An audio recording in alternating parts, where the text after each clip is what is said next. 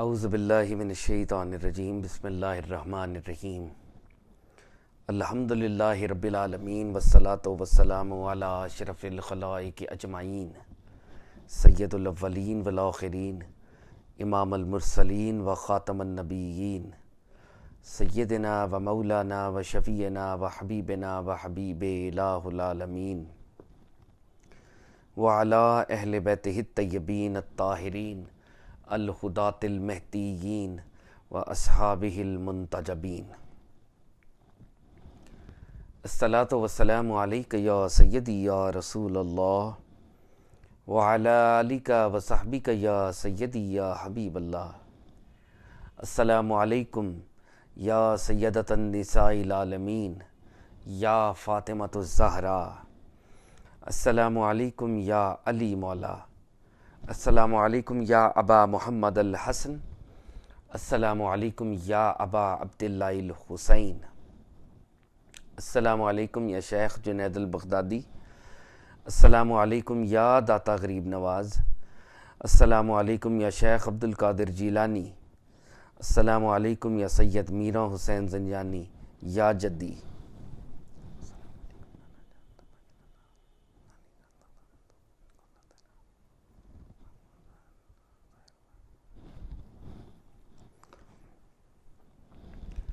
بر صغیر میں اولیاء اللہ کے امام، ہم سب ادنا لوگوں کے رہبر مرشد حضرت علی بن عثمان حجویری رحمۃ اللہ علیہ فرماتے ہیں، میں نے رب تعالیٰ کی بارگاہ میں استخارہ کیا۔ فرماتے ہیں استخارے کا مطلب ہے اللہ تعالیٰ سے خیر طلب کرنا۔ ہم بارگاہ رب العزت میں سرکار دو عالم صلی اللہ علیہ وآلہ وسلم کا واسطہ پیش کرتے ہیں، تمام انبیاء کا واسطہ پیش کرتے ہیں، اولیاء کا واسطہ پیش کرتے ہیں، اللہ تعالیٰ کی بارگاہ میں استخارہ کرتے ہیں، خیر طلب کرتے ہیں کہ ہمارا یہاں پر بیٹھنا سننا سنانا نفع بخش ہو، آمین یا رب العالمین۔ داسا فرماتے ہیں سننے والے کا مقام بولنے والے سے بڑھ کر ہے، کیونکہ جو سنتا ہے وہ خالصتاً اللہ اور اس کے حبیب کی رضا کے لیے سنتا ہے، جبکہ جو بولتا ہے وہ کبھی نفس کے لیے بولتا ہے اور کبھی رب کی رضا کے لیے بھی بولتا ہے۔ ہم اللہ تعالیٰ سے دعا کرتے ہیں میرا بولنا، ہم سب کا سننا مالک آپ کی رضا کے لیے ہو جائے، نفس کی رضا کے لیے نہ ہو، آمین یا رب العالمین۔ اللہ کے فضل و کرم سے کشف المحجوب ریڈنگ سیشنز چل رہے ہیں۔ داتا صاحب نے کشف المحجوب پرشین میں لکھی تھی اور اس کی پہلی اردو ٹرانسلیشن مولوی فیروز دین صاحب نے 1894 میں بیان المطلوب کے نام سے کی تھی۔ ہم اللہ تعالیٰ سے دعا کرتے ہیں کہ مولوی صاحب کی روح پر، ان کی قبر پر اپنا کرم خصوصی فرما، کیونکہ یہ مولوی صاحب ہی کی ٹرانسلیشن ہے، ایفرٹ ہے، جس کی مدد سے کشف المحجوب ہم تک پہنچ رہی ہے، آمین یا رب العالمین۔ اللہ تعالیٰ کے فضل و کرم سے کشف المحجوب ہم پڑھ رہے ہیں، کتاب کے تیسرے حصے میں ہم موجود ہیں، اور یہ وہ حصہ ہے جہاں پر داتا صاحب تعارف کرواتے ہیں بہت سے اولیاء اللہ کے گروپس کا، اور ان اولیاء اللہ کے جو گروپس ہیں ہر گروپ جو ہے کسی ایک ولی سے کنیکٹڈ ہے اور کسی ایک صوفی کانسیپٹ پر ایمفسائز کرتا ہے، تو داتا صاحب نہ صرف اس صوفی کانسیپٹ کا تعارف کرواتے ہیں بلکہ اس صوفی کانسیپٹ سے جڑی جتنی ڈیبیٹس ہیں ان کو بھی ریزالو کرتے ہیں، تاکہ کوئی بھی سیکر جو ہے، کوئی بھی طالب جو ہے وہ رب تعالیٰ کے پاتھ پر آسانی کے ساتھ چل سکے۔ اس سے پہلے کہ ہم آگے چلیں، میں یہ کہنا چاہتا ہوں کہ آج جب ہم یہ ریکارڈ کر رہے ہیں تو شب معراج ہے، سرکار مدینہ صلی اللہ علیہ وآلہ وسلم اللہ کے فضل اور کرم سے اللہ کی بارگاہ میں حاضر ہوئے، انہوں نے سفر اختیار کیا۔ اللہ کے فضل اور کرم سے ہم اللہ تعالیٰ کا شکر بجا لاتے ہیں کہ ہمارے آقا اور مولا سرکار مدینہ صلی اللہ علیہ وآلہ وسلم کو یہ بلندی عطا ہوئی، اور ہم اللہ تعالیٰ سے دعا کرتے ہیں کہ آقا اور مولا کے صدقے اور ان کی بلندیوں کے صدقے امت مسلمہ کو بھی اپنے درجے پر بلند کیا جائے، آمین یا رب العالمین۔ کل کی کانورزیشن کو اگر ہم اس کا کوئک ریکیپ کر لیں تو کل دو فرقوں کو ہم نے پڑھا تھا۔ جو پہلا فرقہ تھا فرقہ قصاریہ، حضرت حمدون کسار رحمۃ اللہ علیہ سے کنیکٹڈ تھا، اور یہ ملامت کا جو صوفی کانسیپٹ ہے اس پر بہت زیادہ ایمفسائز کرتا تھا، اور کل اس پر ہم نے گفتگو کی۔ ملامت در حقیقت وہ سٹیٹ ہے جس میں کوئی ولی دنیا کے پریز اور دنیا کے کرٹیسزم سے اپنے آپ کو سیف گارڈ کرتے ہوئے اللہ تعالیٰ سے کنیکشن میں چلا جاتا ہے۔ باقی اس کے ویریئنٹس اور اس کی ڈیٹیلڈ کانورزیشن ایک پورے چیپٹر میں داتا صاحب نے ہمیں بتایا ہے کہ انہوں نے آلریڈی وہ کر چکے ہیں، اور وہ ہم نے ریکارڈ بھی ہم نے کیا تھا، تو باقی کانورزیشن وہاں پر دیکھنی چاہیے فرقہ کساریہ کے حوالے سے۔ کل جو دوسرا فرقہ ہم نے شروع کیا وہ فرقہ طیفوریہ تھا۔ فرقہ طیفوریہ کا تعلق جناب بایزید بسطامی رحمۃ اللہ علیہ کے ساتھ تھا، اور یہ جذب اور سکر کے اوپر بہت ایمفسائز کرتا ہے کہ بندہ رب تعالیٰ سے ایسی محبت کرے کہ بندہ اپنا ہوش کھو بیٹھے، بندہ رب تعالیٰ کے ساتھ فل کنیکشن میں چلا جائے۔ تو اگر ہم اس پوری کانورزیشن کا ایک ریکیپ کریں تو داتا صاحب نے ابھی کانورزیشن جو کل ہم نے کی ہے اس میں سکر اور صحف پر زیادہ ڈیٹیل کانورزیشن نہیں کی تھی، انٹروڈکٹری کانورزیشن کی تھی، اور اس انٹروڈکٹری کانورزیشن میں بہت سے ڈسکلیمرز تھے۔ تو جو اگر ہم کل داتا صاحب نے جو ہمیں بتایا اس کو پوائنٹ فارم میں ایک ایک کر کے دیکھ لیں تو داتا صاحب نے فرمایا کہ شوق الہی بندے کا کسب نہیں ہے، یعنی اگر کوئی بھی بندہ اللہ سے محبت کر رہا ہے تو اپنی ایفرٹ سے وہ جذب طاری نہیں کر سکتا۔ پھر داتا صاحب نے کہا کہ جو چیز بندے کے دائرہ کسب میں نہیں ہے، بندے کے سکوپ آف اسٹرگل میں ہی نہیں ہے، تو اس کا اگر کوئی کلیم کرے تو وہ کلیم جھوٹا ہوگا۔ کسی کو کلیم کرنے کی اجازت نہیں ہوگی کہ وہ یہ کلیم کرے کہ میں جذب میں چلا گیا ہوں اپنی ایفرٹ سے۔ پھر داتا صاحب نے کہا کہ ایسے لوگ جو جذب میں ہوتے ہیں ان کی تقلید امپاسبل ہوتی ہے، ان کی تقلید نہیں کی جا سکتی۔ پھر داتا صاحب نے ہمیں بتایا کہ جو ڈیوائن لو میں حالت جذب میں چلے جاتے ہیں، مجذوب ہو جاتے ہیں، وہ اس دنیا سے ٹائز کو سیور، آٹومیٹکلی ان کی ٹائز سیور ہو جاتی ہیں۔ کیونکہ ان کی ٹائز سیور ہو جاتی ہیں تو وہ اپنا کوئی بھی ایٹریبیوٹ اس دنیا میں اپروپریٹلی شریعت کے درجے پر مینیفیسٹ نہیں کر پائیں گے، اس لیے ان کی تقلید نہیں ہوگی۔ پھر داتا صاحب نے ہمیں سمجھایا کہ تقلید صرف اس صوفی کی ہوگی جو مستقیم الحال ہوگا اور جو احوال یعنی صوفی سٹیٹس کے سارے دورے میں سے گزرا ہوا ہوگا۔ اب یہ جب داتا صاحب یہ ڈیبیٹ یہاں تک لے آئے تو پھر انہوں نے اگلی ڈیبیٹ شروع کی کہ کچھ اولیاء اللہ کا یہ خیال تھا کہ جذب جو ہے وہ مجاہدے کے ذریعے ہو سکتی ہے، یعنی جہالت جذب کو ایکوائر کیا جا سکتا ہے مجاہدے سے۔ تو داتا صاحب نے پھر دو گروپس ہمارے سامنے پریزنٹ کیے۔ داتا صاحب نے کہا وہ گروپ جو کہ دنیاوی سٹیٹس کے لیے جذب کو ایکوائر کرنا چاہ رہا ہے وہ تو بالکل ہی جھوٹا ہے اور وہ شرک کر رہا ہے اصل میں، اور جو پرافٹ صلی اللہ علیہ وسلم کی اس حدیث کے ذریعے کہ پرافٹ صلی اللہ علیہ وسلم نے فرمایا تھا کہ جو جس قوم کی مشابہت اختیار کرے اسی میں اٹھایا جائے گا، اگر وہ اس لیے مجاہدہ کر رہا ہے کہ مجھے بھی اللہ تعالیٰ کچھ درجہ عطا کریں، تو یہ سٹرگل جذب کو حاصل کرنے کی، شکر کو حاصل کرنے کے لیے ایڈمیسیبل ہے۔ اور داتا صاحب نے کہا کچھ اولیاء اللہ کا یہ خیال ہے کہ مشاہدے جو ہیں وہ ریزلٹس ہوتے ہیں مجاہدے کے، لیکن داتا صاحب نے اس پوری ڈیبیٹ کو اپنے ایک کنکلوژن کے ساتھ ریپ اپ کیا، اور داتا صاحب کا اپنا ذاتی کنکلوژن یہ تھا کہ مشاہدہ کبھی بھی مجاہدے سے حاصل نہیں ہوتا بلکہ اللہ کے فضل سے حاصل ہوتا ہے۔ مجاہدہ is not the necessary prerequisite for a مشاہدہ۔ اور پھر داتا صاحب نے کہا کہ مجاہدہ اصل میں صحو میں ہوتا ہے، جب بندہ کانشیس ہوتا ہے، اور صاحب صحو جو ہے اپنی کانشیسنس کو گیو اپ کر کے سکر کبھی بھی حاصل نہیں کرتا۔ تو داتا صاحب کے ہاں مجاہدہ کرنا تو ضروری ہے، لیکن اس لیے نہیں کرنا کہ آپ کو شکر یا جذب یا مشاہدہ حاصل ہو. مشاہدہ آن اٹس اون ہم نے اللہ کی بندگی کے لیول پر کرتے رہنا ہے. اور پھر دار صاحب نے کہا کہ اب صحو اور شکر کی اصلی ڈیبیٹ شروع ہونے والی ہے. یہ پریلیمنری سی ایک کانورزیشن تھی. شکر و صحو کی حقیقت جان لو. اللہ تمہیں سعادت مند کرے. دار صاحب دعا دے رہے ہیں. شکر و غلبہ مدہوشی اور شکر غلبہ اور مدہوشی اور جذب اور مستی کو کہتے ہیں، جس سے مراد ارباب معانی کے نزدیک اللہ تعالیٰ کی محبت کا غلبہ ہے. یعنی شکر ایک ایسی سٹیٹ ہے جس میں اللہ تعالیٰ کی محبت آپ پر غالب آ جاتی ہے اور آپ حالت جذب اور ابزارپشن میں چلے جاتے ہیں. صحو ہوشیاری سے مراد اور مقصود کا حاصل کرنا ہے، اور اس کے متعلق بھی اہل معانی کے بہت سے اقوال ہیں.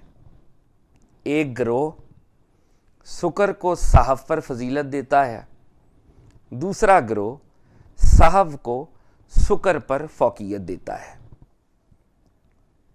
تو دا صاحب کہہ رہے ہیں کہ شکر ڈیوائن ابزارپشن ہے اور صحو ہے الرٹنس.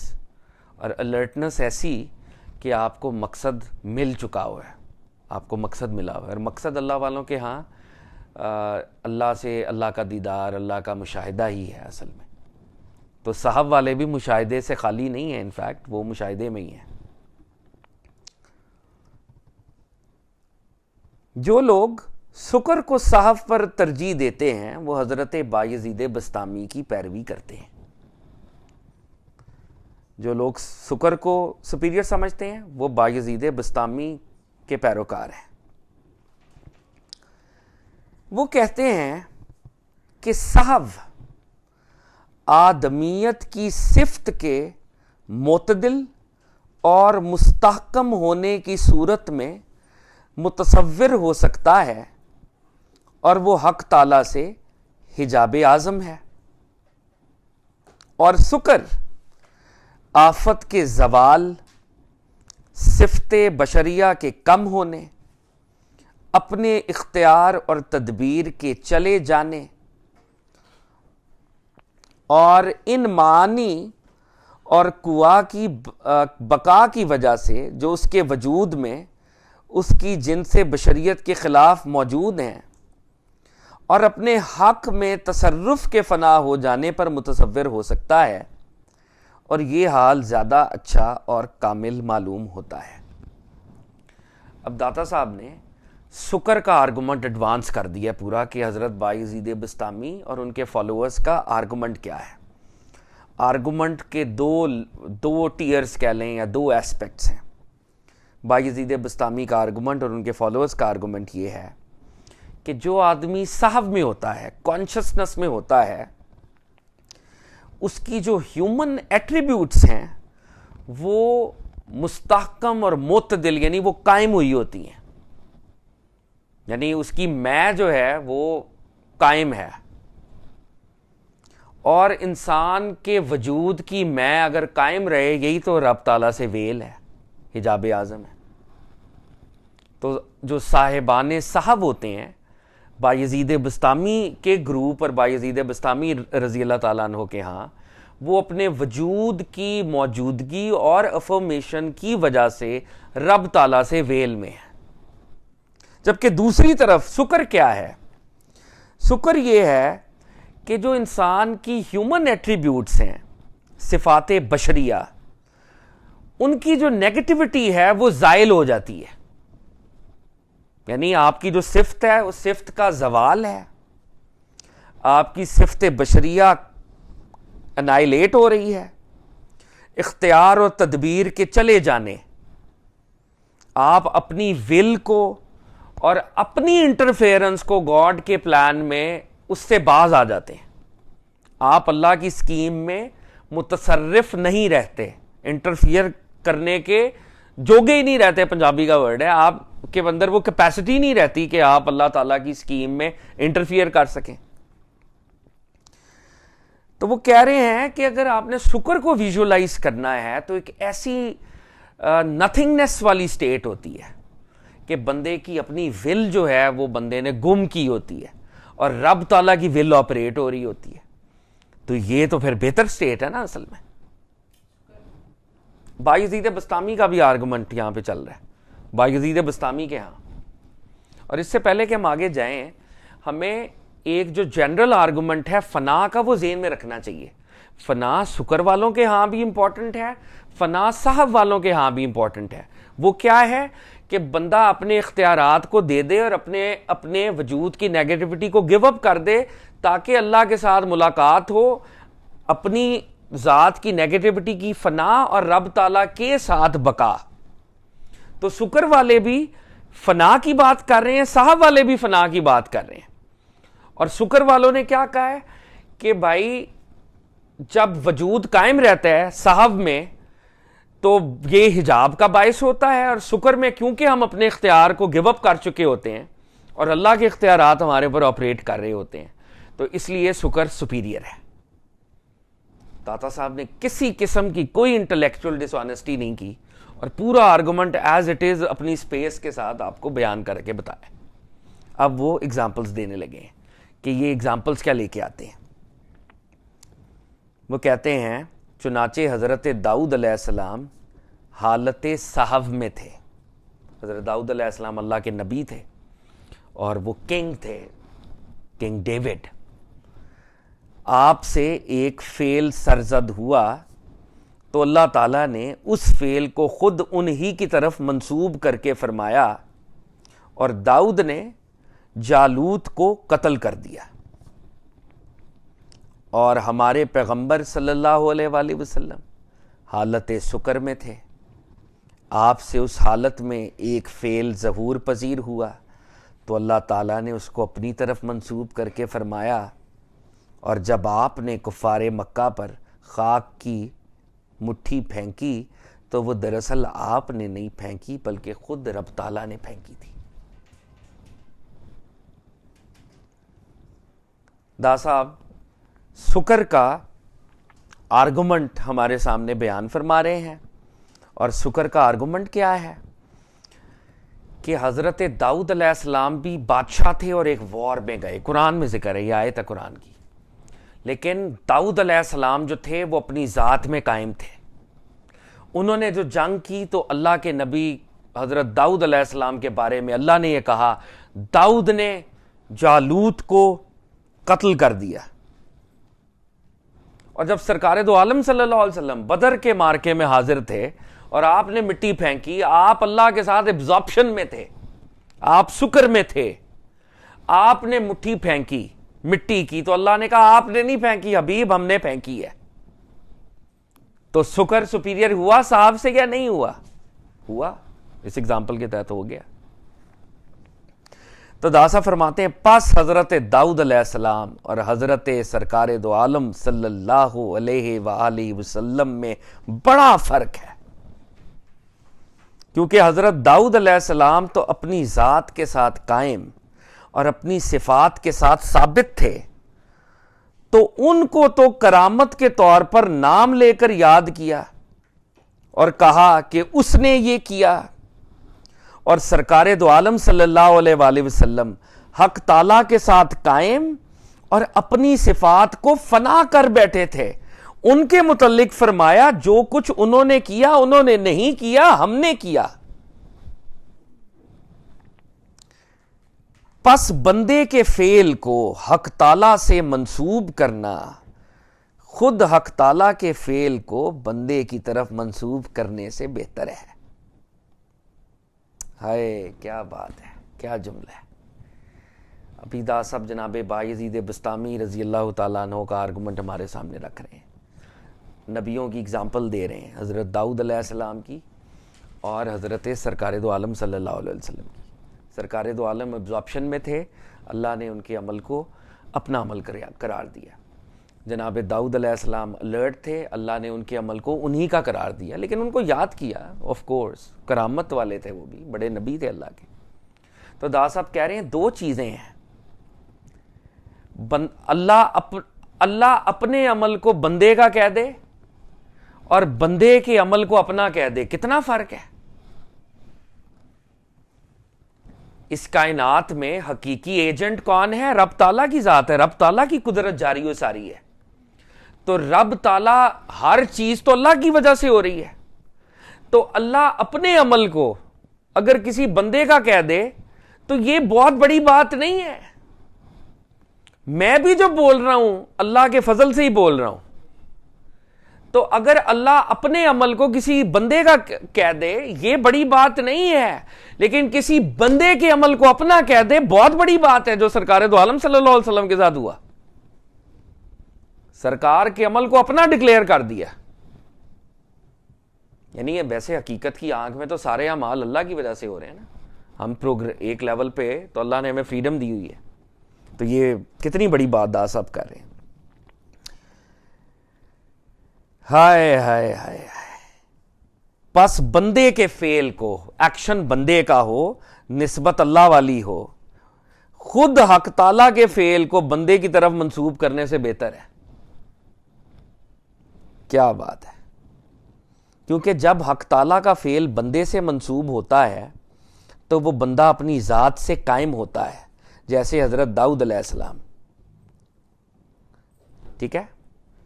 تو داؤد علیہ السلام کے وہ جو فعل ہیں کیونکہ ان کی ذات قائم ہے تو اللہ کے ول کو وہ اپنے وجہ سے ایکسرسائز کر رہے ہیں. سرکار دو عالم انائیلیٹ کر چکے ہیں اپنی میں کو.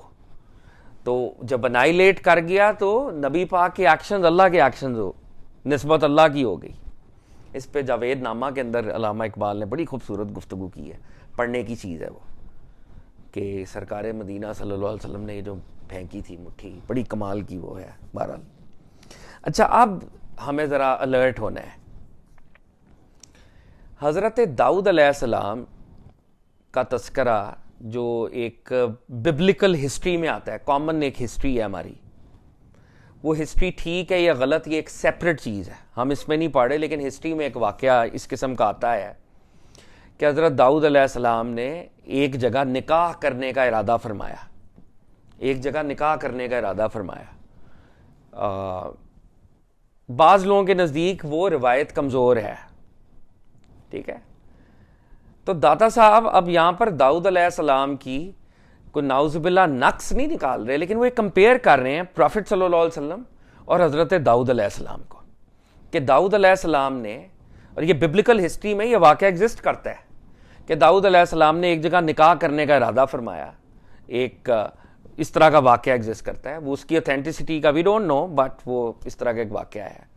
تو اللہ تعالیٰ کی طرف سے جناب داؤد علیہ السلام کی گرفت ہوئی کہ یہ ارادہ آپ نہ کریں. اسی طرح پروفٹ صلی اللہ علیہ وسلم کے بیٹے، منہ بولے بیٹے، حضرت زید بن حارث رضی اللہ تعالیٰ عنہ، پروفٹ صلی اللہ علیہ وسلم کا ارادہ تھا یا نہیں یہ سیپریٹ ڈیبیٹ ہے، لیکن اس دور کے جو کلچرل نارمز تھے اس میں یہ بات بڑی معیوب سمجھی جاتی تھی کہ آپ اپنے منہ بولے بیٹے کی وڈو سے شادی کر لیں.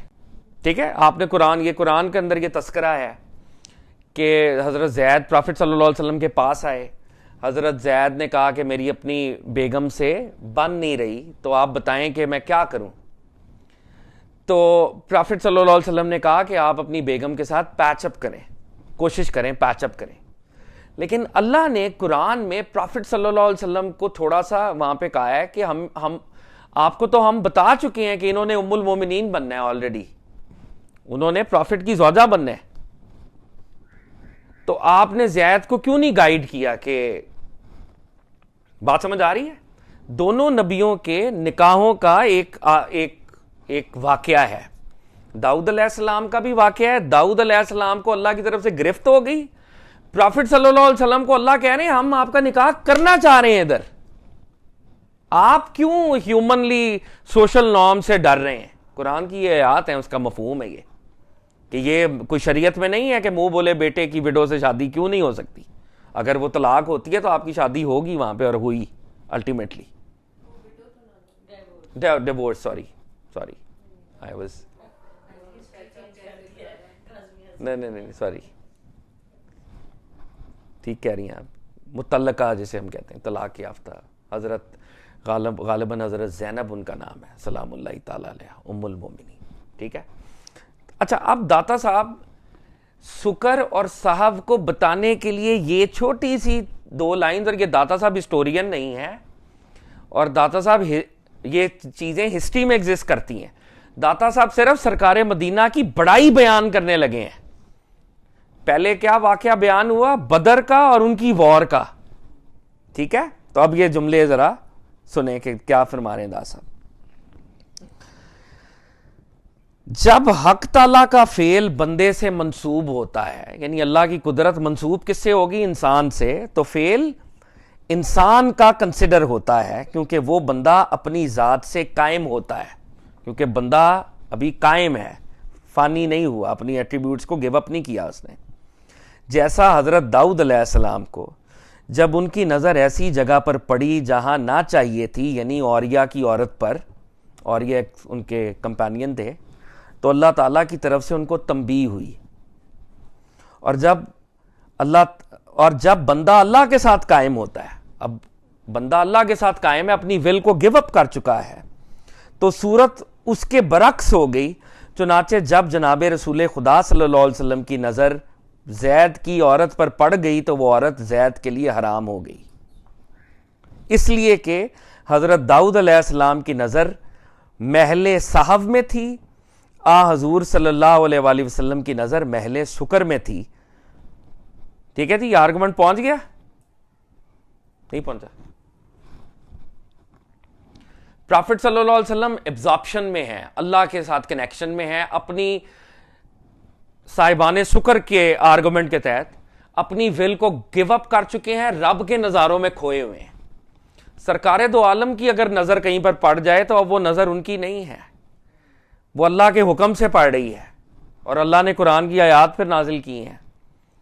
تو وہ زید بن حارث رضی اللہ تعالیٰ عنہ کی ان زوجہ کی سیپریشن ہونی ہی ہونی تھی، اس لیے کہ یہ نظر پڑنا اس فزیکل فنامنن نہیں ہے. آقا کی نظر نہیں پڑی نعوذ باللہ، یہ محاوراتی کانورزیشن ہے کہ اگر سرکار دو عالم صلی اللہ علیہ وسلم اپنا چہرہ بھی کہیں پہ کر دیں تو وہ جدھر وہ جا رہے ہیں وہ سب کچھ نعمتیں ان کو اللہ عطا کر دیں گے، کیونکہ اپنی ول سے وہ دیکھ ہی نہیں رہے. لیکن داؤد علیہ السلام کی کیونکہ اپنی ول قائم تھی، وہ صحف میں تھے، اس لیے جب ان کی نظر پڑی تو اللہ نے ان کو تنبیہ کی، گرفت کی کہ نہ، یہ کام نہیں ہونا چاہیے. یہ اس سے سرکار دو عالم کی ڈیوائن ایبزارپشن، یعنی وہ ہستی جس کے بارے میں اللہ فرماتے ہیں کہ اس کی تو زبان بھی وحی کے بغیر نہیں کھلتی، تو اس کی نظر وحی کے بغیر جا سکتی ہے کہیں؟ مسکراہٹ کے بارے میں بھی ہے نا کہ میں جو مسکراتا ہوں میں جو جوکس کریک کرتا ہوں وہ میں نہیں کرتا. اور بتائیں. اور آپ سوچیں وہ دل میں سوچتے ابھی مائکرو سیکنڈ میں شاید قبلے کے بارے میں، اور وہ نماز پڑھتے پڑھتے قبلہ چینج ہو جاتا ہے، کیونکہ یہ ان کی کنیکشن ہے نا رب تعالیٰ سے. جی. تو بہرحال ان 2 لائنز پر کچھ لوگوں کو پرابلم تھی، مجھے تو اتنی بڑی. Allah's actions operating through Prophet sallallahu alaihi wasallam directly, because Prophet sallallahu alaihi wasallam is in a state of absorption, and Daud alayhi salam. اچھا، ابھی حضور داتا صاحب اپنی اوپینین ایڈوانس انہوں نے نہیں کی، یہ باقی بستامی کے آرگومنٹس کو وہ پریزنٹ کر رہے ہیں. یہ بات بھی سمجھنے والی ہے کہ یہ وہ ارتکاب ابھی اپنا تو وہ بتائیں گے کہ وہ کیا سوچتے ہیں. تو بہرحال یہ کانورزیشن ہے باقی بستامی رضی اللہ تعالیٰ عنہ کے اولیاء اللہ کہ ڈیوائن ایبزارپشن میں جب بندہ ہوتا ہے تو اللہ کی پاورز اس کے تھرو جو ہیں وہ آپریٹ کرتی ہیں،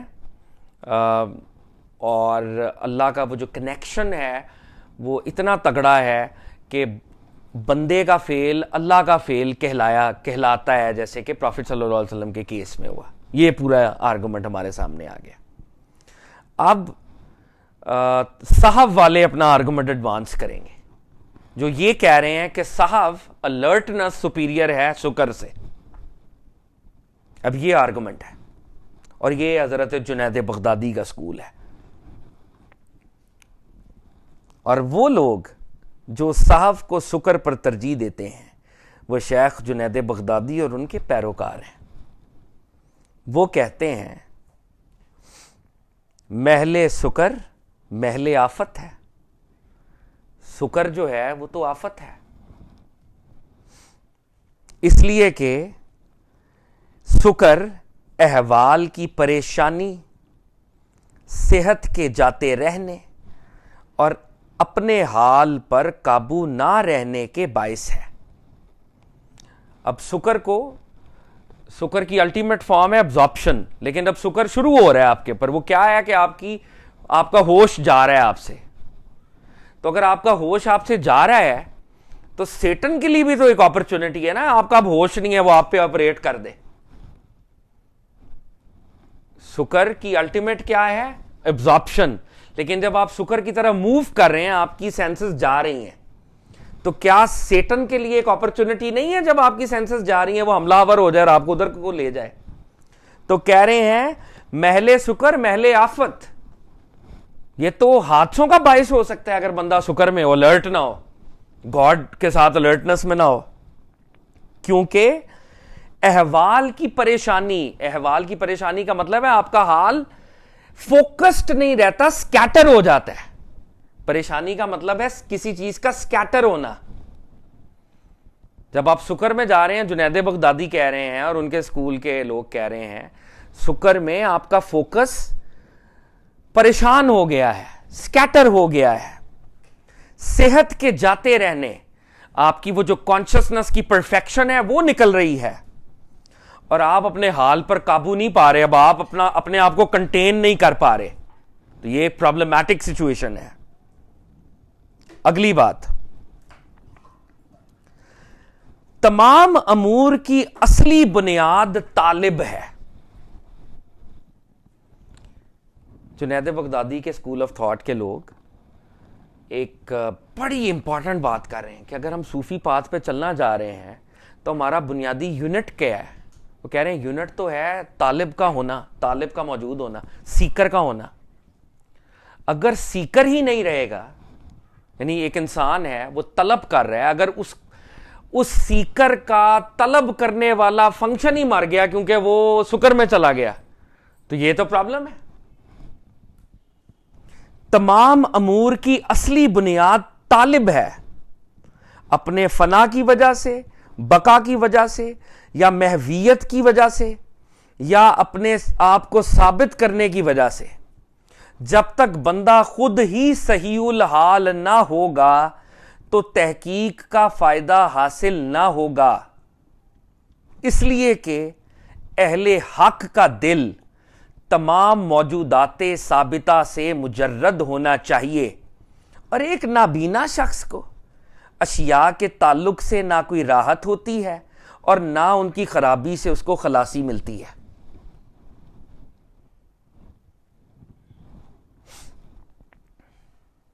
जुनैद बगदादी कह रहे हैं सहफ क्यों सुपीरियर है कि मिस्टिकल पाथ पे सबसे इंपॉर्टेंट चीज़ ये है कि आपकी तलब करने वाली फैकल्टी काम कर रही है. और वो कब काम कर रही है? जब आप अलर्ट हैं. आपने क्या तलब करना है? आप फना को तलब कर रहे हैं. वो कब तलब कर रहे हैं? क्योंकि आप अलर्ट हैं, आपको पता है कि मेरे अंदर नेगेटिविटी है, उसको मैंने गिव अप करना है. आप अल्लाह से बका मांग रहे हैं. क्यों मांग रहे हैं? क्योंकि आप अलर्ट और कॉन्शियसनेस में हैं कि मैं बका में नहीं हूं और बका में जाना चाहता हूं. आप महवियत मांग रहे हैं, आप अल्लाह के साथ यूनियन या कम्युनियन मांग रहे हैं. कब मांग रहे हैं? जब आप साहब में हैं. अगर आप अपने आप ही को साबित ना कर सकें कि आप कौन हैं और आप अपने आप की कॉन्शियसनेस ही ना रखते हो, तो आप कभी भी सहीउल हाल नहीं होंगे. आपको करेक्ट स्टेट का पता ही नहीं चलेगा कि करेक्ट स्टेट कौन सी है और सैटेनिक स्टेट कौन सी है. यानी अगर आप अलर्ट नहीं हैं तो आप सैटेनिक स्टेट को और रहमानी स्टेट्स को डिस्टिंग्विश नहीं कर सकते. और फिर दाता साहब के एग्जाम्पल लेके आए, क्योंकि एक ब्लाइंड आदमी ना अशिया की मौजूदगी उसको कोई फायदा देती है और ना ही वो अशिया की नेगेटिविटी से छूटता है, क्योंकि वो तो ब्लाइंड है. असल में तो फायदा तब है ना कि वो देख रहा हो और जो नेगेटिव चीजें उनको साइड पे करे और जो पॉजिटिव एक्वायर करे. अगर the men who are in Shukr are like blind. ایک نابینا شخص کو اشیاء کے تعلق سے نہ کوئی راحت ملتی ہے اور نہ ہی وہ ان کی خرابی سے دور ہوتا ہے، تو شکر والا آدمی تو بلائنڈ ہے.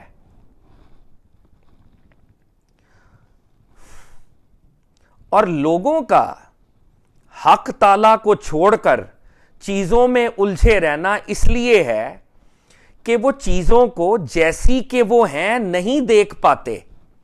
اگر وہ چیزوں کی حقیقت کو پا لیں تو چیزوں کی قید سے چھوٹ جائیں. اب دادا صاحب ایک اور بات کر رہے ہیں. صاحب کیا ہے؟ ہمارا الرٹ ہونا، فلی طور پہ الرٹ ہونا. اور وہ الرٹ ہم کب ہوں گے؟ یعنی سب سے پہلی امپورٹنٹ چیز ہے طلب کی فیکلٹی کا برقرار رہنا.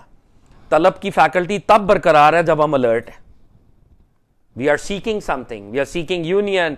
We are seeking annihilation. We are seeking even we are seeking absorption. وہ absorption بھی اصل میں صحابی کی، اگر صاحب میں ہوں گے تو وہ مانگیں گے نا. تو جو شکر میں ہے اس اسکول کے ہاں وہ بلائنڈ ہے. اور دادا صاحب کہہ رہے ہیں کہ پرابلم کیوں ہم رب تعالیٰ کو نہیں دیکھ پا رہے اور کیوں چیزوں میں پھنس رہے ہیں؟ کیونکہ ہم الرٹ نہیں ہیں. اگر ہم الرٹ ہوتے، کریکٹ کانشسنس رکھتے، تو چیزوں کی نیگیٹیوٹی کو دیکھ کر ہم کہتے پرے ہو جاؤ، میں رب کی طرف جا رہا ہوں، تم فانی ہو. کیونکہ ہم صحف میں پرفیکٹ نہیں ہیں اس لیے ہم چیزوں میں پھنس جاتے ہیں اور رب کو ویل میں چلے جاتے ہیں. تو اب کیا بات ہے کہ صاحب میں امپورٹنٹ چیز کیا ہے؟ کانشسنس. اور کانشسنس کے ساتھ چیز کیا جڑی ہوئی ہے؟ چیزوں کو صحیح طور پہ دیکھنا. چیزوں کو جب صحیح طور پہ دیکھیں گے ان سے ہم منہ موڑ لیں گے اور ہم رب تعالیٰ سے کنیکٹ ہو جائیں گے.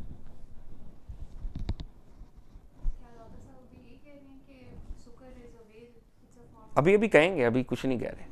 ابھی صرف صاحبان صحف کا آرگومنٹ ایڈوانس کر رہے ہیں، اپنی ٹیک ابھی نہیں دے رہے، ابھی دیں گے.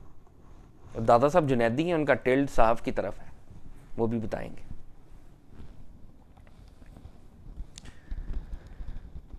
تو صاحب کیا ہے جی؟ چیزوں کو کریکٹلی دیکھنا تاکہ بندہ رب کے ساتھ جڑ سکے. اب دادا صاحب ایک لیول اور آگے لے کے جا رہے ہیں. صحیح طور پر دیکھنا دو طرح سے ہوتا ہے.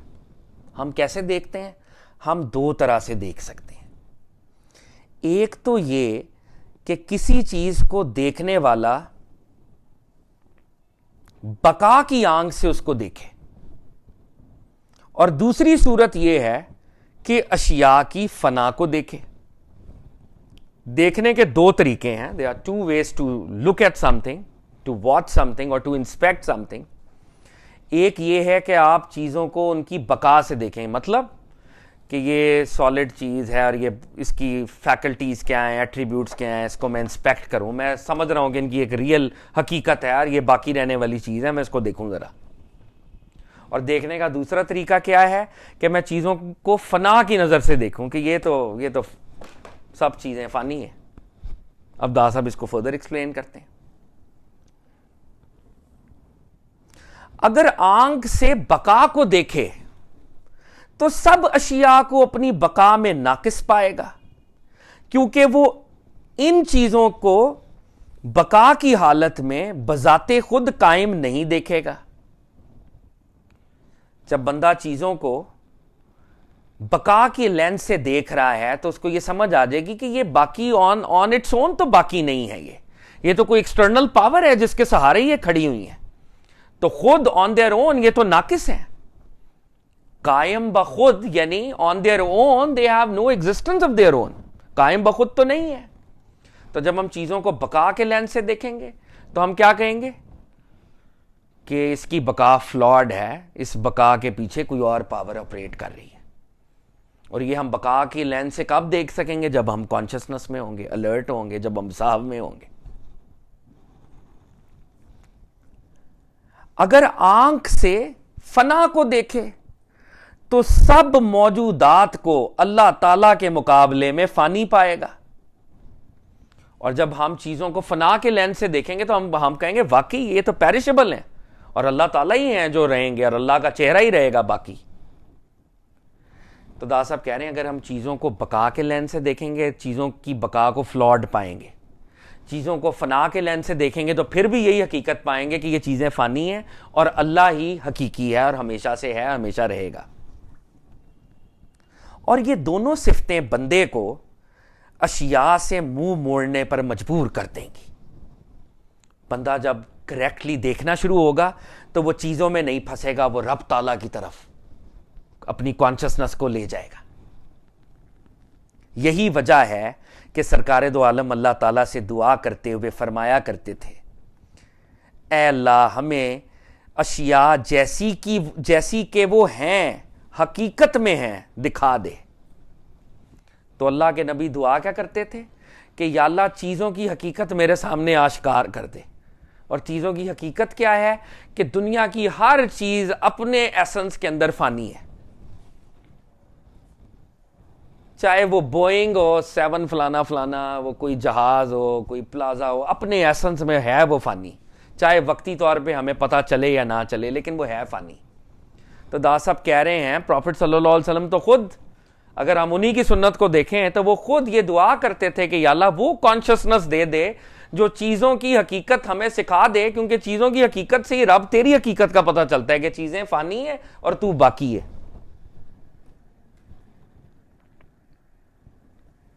تو داسا فرماتے ہیں جس نے بھی اشیاء کی حقیقت کو دیکھ لیا وہی آرام پا گیا۔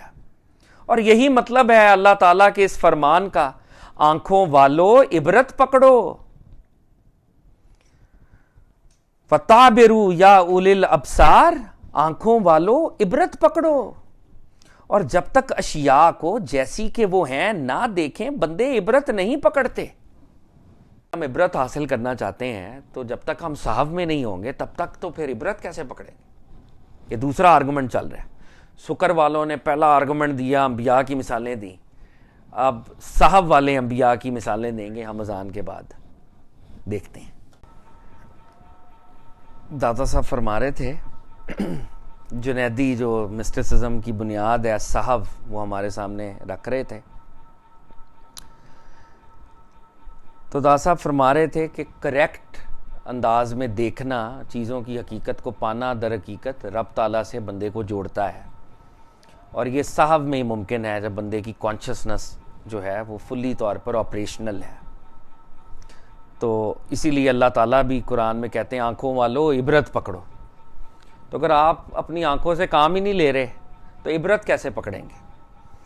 تو دا صاحب کہتے ہیں بس یہ سب باتیں صحف کے حال کے علاوہ درست نہیں ہو سکتی، اور اہل سکر کو ان امور کی کچھ خبر نہیں ہوتی۔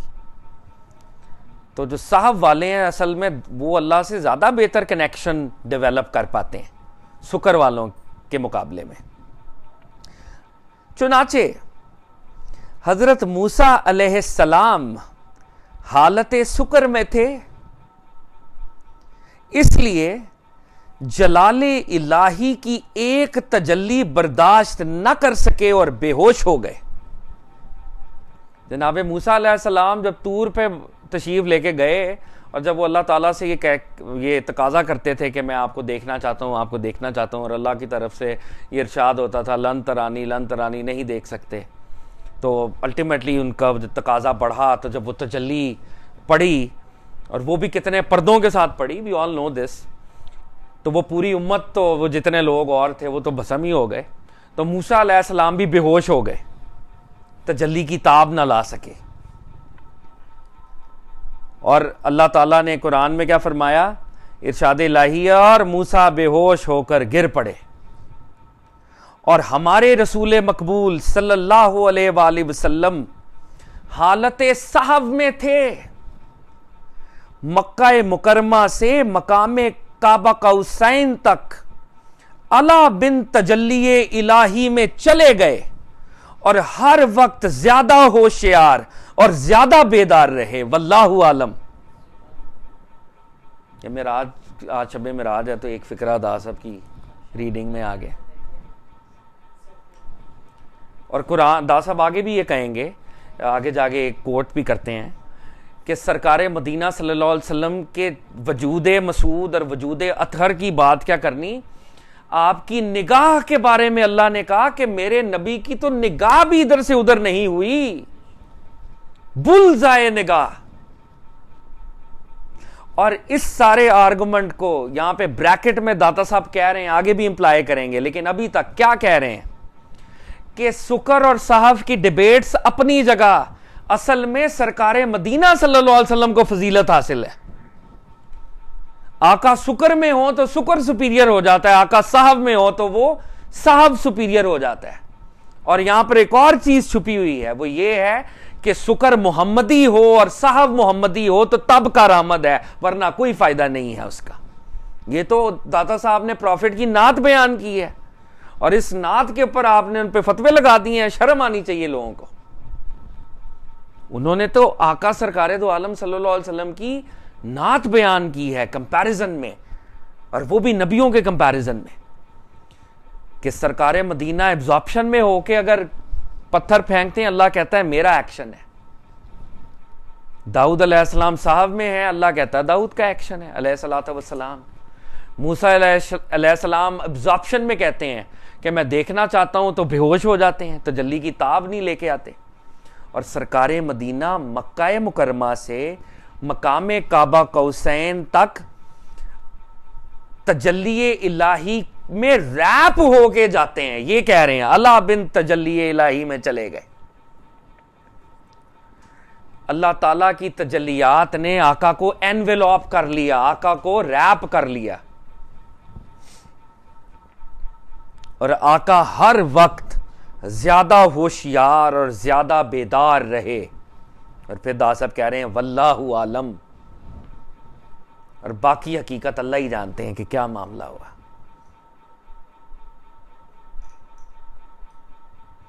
तो दास साहब अरबी का एक शेर लाए हैं, कहीं कहीं दास साहब शेर भी लेके आते हैं अरबिक लिटरेचर का। कहते हैं जब बंदा अलर्ट होता है ना, तब वो सिराब नहीं होता, तब वो कायम रहता है। जब वो होश खो बैठता है तो वो तो बिल्कुल पहली तजल्ली पर ही वो चला जाता है। तो अरबी के शेर का तर्जमा कर रहे हैं कि जब बंदा होश में हो, मैंने मतवातर प्याले पर प्याला पिया, बस ना तो मशरूब ही खत्म हुआ और ना मैं ही सैराब हुआ। कि जब मैं कॉन्शियसनेस में था, मैंने बार बार जाम पिए, ना ही जाम खत्म हुआ क्योंकि वो इन्फिनिट से आ रहा है, और ना ही मेरी सैराबी खत्म हुई, ना ही मैं भरा। और जनाबे बिलाले हबशी की मिसाल याद आती है, जिसको अलामा ने अपने शेरों में कहा है कि हजरत बिलाले हबशी जब आका को तकते थे तो वो तकते ही जाते थे। और आका की जात कैसी जात है, शराबे दीद से बढ़ती थी और प्यास तेरी। सरकारे दो आलम के हुजूर जो हाजिर होता है, वो कभी भी हाजिरी में सिराब नहीं होता, वहां पे डिमिनिशिंग मार्जिनल यूटिलिटी नहीं होती। तो दासा फरमाते हैं मेरे मुर्शद ने फरमाया सुकर बच्चों के खेल का मैदान है। एक तजल्ली पड़ी और एब्जॉर्प्शन में चले गए और अपना होश खो बैठे। ये तो किड्स हैं, दीज आर चिल्ड्रन। सुकर बच्चों के खेल का मैदान है, और साहब मर्दों के फना का मकाम है। साहब वो मकाम है कि बंदा रब ताला की बारगाह में इतना हाजिर होता है कि बस रब भी रब होता है, लेकिन वो हाजिर होता है, कॉन्शियसनेस रखते हुए हाजिर होता है। दोनों स्कूल्स ऑफ थॉट फना की बात कर रहे हैं, लेकिन फना को अप्रोच डिफरेंटली कर रहे हैं। सुकर वाले जब फना को अप्रोच कर रहे हैं, अल्लाह के साथ वो मुलाकात करना चाह रहे हैं, तो वो होश को खो रहे हैं। यहां पर अल्लाह से मुलाकात के लिए होश जरूरी है, क्योंकि होश होगा तो नेगेटिविटी को हम क्लेंस करेंगे और रब के साथ जुड़ेंगे।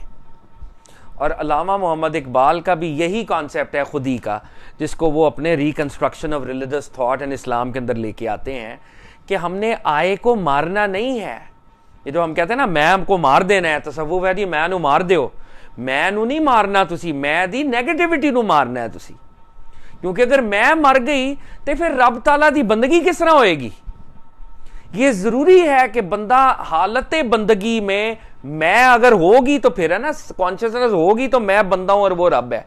और अगर होश ही नहीं रहा शुक्र में, तो फिर ये एक्सपीरियंस मीनिंगफुल नहीं होगा, क्योंकि बंदे को ये नहीं पता चलेगा कि मैं कौन था और रब कहां था।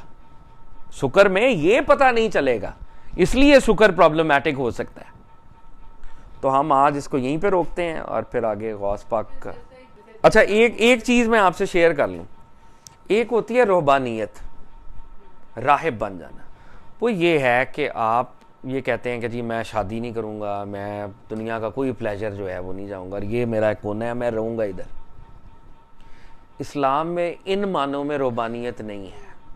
یہ تو ایک بات ہے. نمبر 2، اس پر شدید ایمفسس ہے کہ آپ نے ٹریول کرنا ہے. ٹریول کرنا ایک اور بات ہے. ٹریول کرنا اللہ کی زمین میں ٹریول کرنا، اس میں جنگلوں میں جانا، عارضی قیام کرنا، عارضی طور پہ دنیا سے علیحدہ ہو جانا، یہ پارٹ ہے مسٹسزم کا بھی اور ہمارے دین کا بھی. جی وہ خیر مجھے ان کی وہ ہائرارکی کا نہیں پتا. حضرت قطب الدین آج ہی ہم نے وہ ایک ریکارڈنگ بلکہ کرائی، تو اس میں یہی میرے ذہن میں ٹاپک آیا کہ اولیاء اللہ ٹریول کیوں کرتے ہیں. تو ہم نے اس پہ کانورزیشن کی. تو وہ ہمارے ساتھ جو ریسورس پرسن ہے انہوں نے بڑی خوبصورت بات کی. انہوں نے کہا کہ حضرت قطب الدین بختیار کاکی رحمۃ اللہ علیہ فرماتے ہیں کہ جو بندہ رب کی زمین میں ٹریول نہیں کرتا وہ مسٹیکل پاتھ پہ وہ چلتا ہی نہیں. فزیکل ٹریول کرنا، عارضی قیام کرنا، مختلف جگہوں پہ جانا، پہاڑوں میں جانا، جنگلوں میں جانا، عارضی طور پہ. تو جب وہ عارضی طور پہ ہم جنگلوں میں، صحراؤں میں، پہاڑوں میں جاتے ہیں، عارضی طور پہ دنیا سے اپنا ناطہ توڑتے ہیں، چاہے 3 دن ہو، 15، جو بھی ٹائم فریم آپ کا ظرف آپ کو اجازت دے رہا ہے، وہ مسٹیکل پاتھ کا پارٹ ہے. سرکار دو عالم صلی اللہ علیہ وسلم غار حرا میں جیسے جاتے تھے، حضرت موسیٰ علیہ السلام 40 ڈیز کے لیے طور پہ جاتے تھے، تو وہ ٹیمپرری پاز جو ہے وہ مسٹیکل پاتھ کا پارٹ ہے، لیکن وہ پرماننٹ نہیں ہو سکتا. یہ نہیں ہو سکتا کہ آپ 365 ڈیز یہ کریں، یہ نہیں ہے، یہ اسلام میں نہیں. اس لیے داس صاحب نے کہا کہ وحید وہ ہے، تنہا وہ ہے جو گیدرنگ میں تنہا ہے، وہ نہیں ہے جو علیحدگی میں تنہا ہے. تو علیحدگی میں تو سارے پھر صوفی ہیں، وہ تو صوفی پات آسان ہے. لیکن آپ کی شادی بھی ہوں، آپ کے بچے بھی ہوں، اور آپ کو 600 کریئر کے مسئلے بھی ہوں، پھر آپ دنیا میں اللہ سے کنیکٹڈ ہوں، یہ تو بہت بڑا اسٹیشن ہے اصل میں.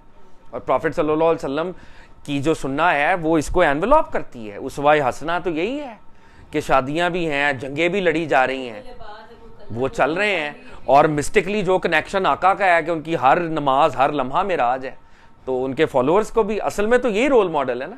لیکن ہیونگ سیڈ دیٹ، ٹیمپریرلی جو آپ پاز کرتے ہیں، اور جو جتنا ناقص ہوتا ہے اس کا پاز اتنا لمبا ہوتا ہے، اس کو پاز کی ضرورت ہوتی ہے، وہ پاز اس کو کرنا پڑتا ہے. داتا صاحب نے ایک ڈیبیٹ شروع کی تھی کہ کچھ لوگ مجاہدے سے شکر حاصل کرتے ہیں. جو مجاہدے سے شکر حاصل کر رہا ہے اور مجاہدے سے ثواب حاصل کر رہا ہے، اب اللہ نہیں اس کے اوپر شکر طاری کر رہے، شکر اس کا آبجیکٹو ہے. اب جو ڈیبیٹ داتا صاحب یہاں پہ کر رہے ہیں جس میں وہ صاحب کو پریفرنس دے رہے ہیں، وہ ہیومن کوشش ہے، وہ ہیومن مجاہدہ ہے جو مجھے صاحب یا شکر کی طرف لے کے جا رہا ہے. داتا صاحب نے کل بتایا نہیں تھا، جو میں نے ریکیپ میں بھی بات کی، کہ اصل میں تو شکر وہ ہے جو اللہ تعالیٰ طاری کر دیں. اس کا تو وہ تو ڈیبیٹ سے ویسے ہی خارج ہو گیا. جو اللہ نے اگر آپ کو مجذوب بنا دیا ہے تو آپ کو تو ہم برا کہہ ہی نہیں سکتے. لیکن جو میں اپنی ایفرٹ سے ایبزارپشن میں جانا چاہ رہا ہوں، اب میرے پاس 2 آپشنز ہیں، یا میں شکر کی طرف جاؤں، یہ مجاہدے، اب تو مجاہدے کی ڈیبیٹ شروع ہو گئی ہے نا. داتا صاحب نے کہا کچھ لوگوں کا خیال ہے کہ یہ چیزیں اسٹرگل سے حاصل ہو سکتی ہیں، اور وہ 2 گروپس ہیں. ایک پاور حاصل کرنے کے لیے یہ کام کر رہے ہیں، اور دوسرا اس لیے کر رہے ہیں کہ ہماری مشابہت ہو جائے اصلی گروپ سے.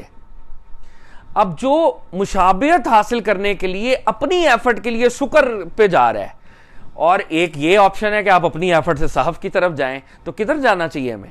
اس میں داتا صاحب کہہ رہے ہیں کہ صحف از سپیریئر. نہیں، کچھ لوگوں نے، داتا صاحب یہی تو کہہ رہے ہیں کہ کچھ لوگوں کا یہ کہنا ہے کہ ایفرٹ سے ہم شکر، اور وہ شکر، وہ اس کو سوڈو شکر کہہ لیں، آپ جو بھی کہہ لیں، تو جب کمپیریزن ہوگا تو وہ اس شکر کا ہوگا. یہ تو داتا صاحب پہلے ہی کہہ چکے ہیں کہ عطا کو نہیں دیکھنا، کریٹر آف عطا کو دیکھنا ہے. اگر اللہ نے شکر عطا کر دیا تو وہ سپیریئر ہے، اگر اللہ نے صحاب عطا کر دیا وہ سپیریئر ہے. یہ ڈیبیٹ سے خارج ہو گیا معاملہ.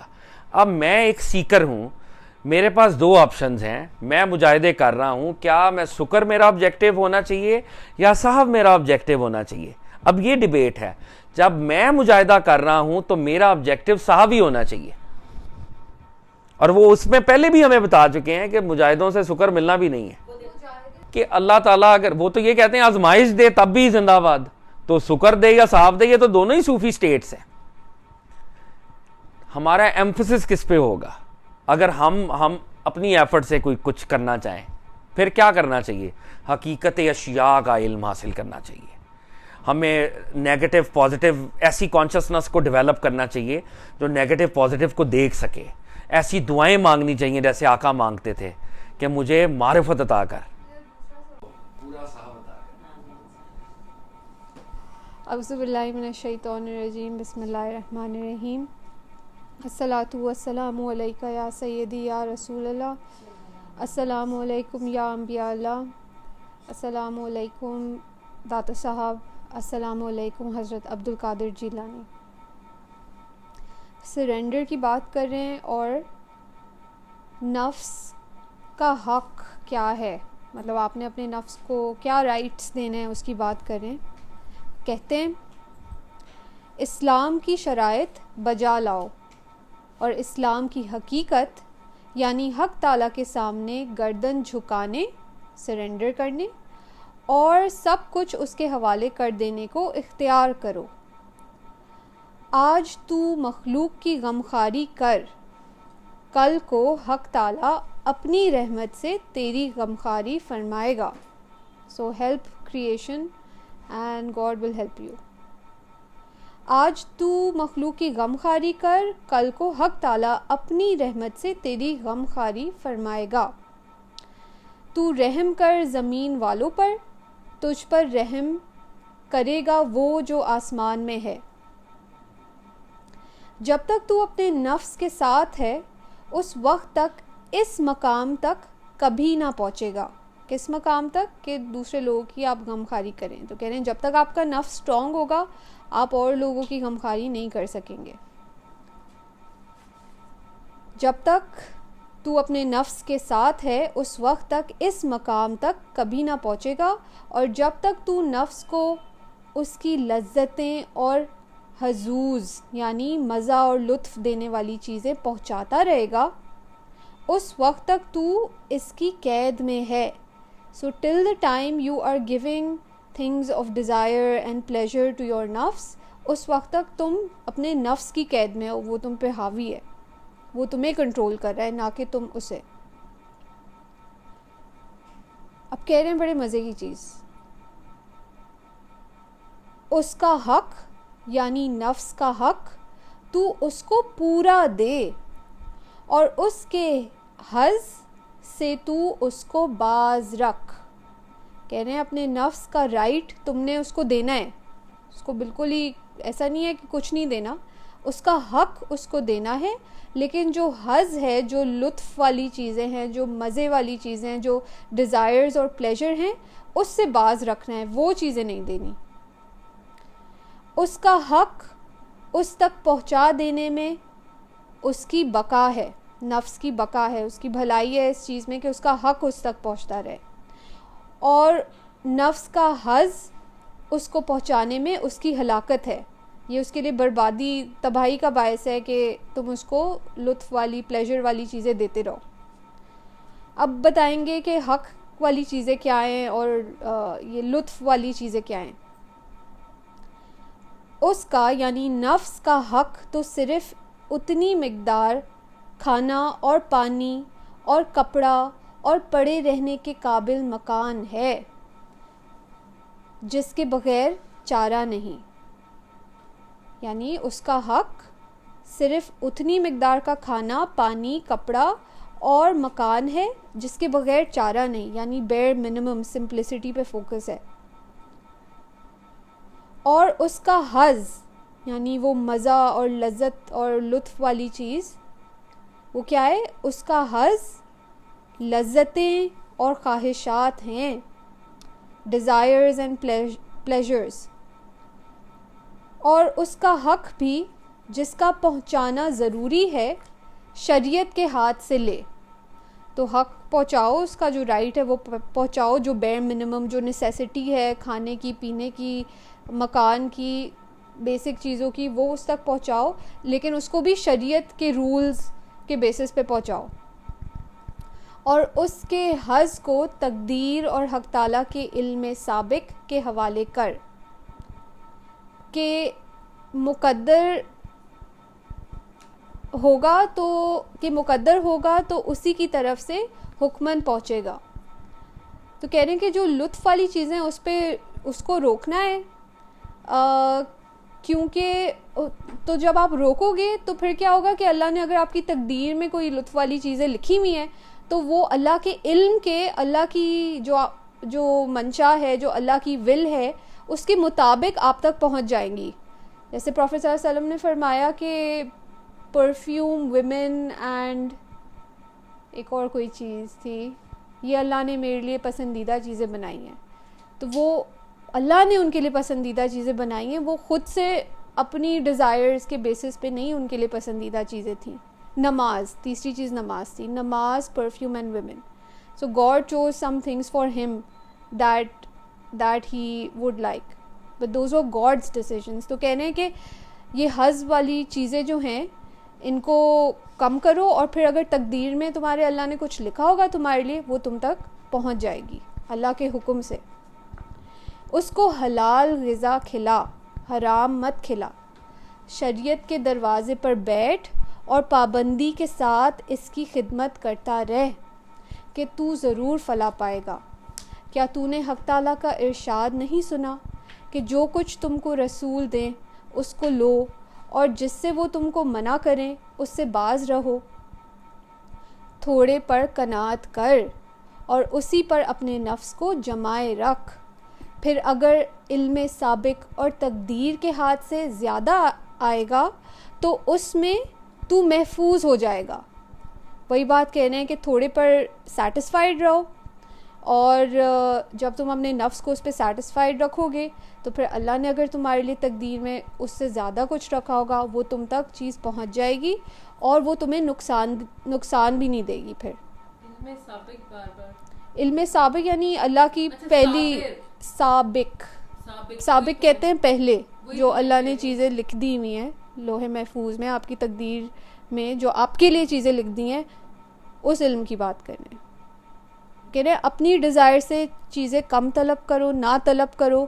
جب تم اپنی ڈیزائرز کو روکو گے, اپنے نفس کو کنٹرول کرو گے, تو جو اللہ نے تمہارے لیے چیزیں لکھی ہیں اپنے علم میں, ایگزیکٹلی علم سابق میں, وہ تم تک پہنچے گی, اور جب وہ پہنچیں گی تو وہ تمہیں نقصان دہ نہیں دیں گی.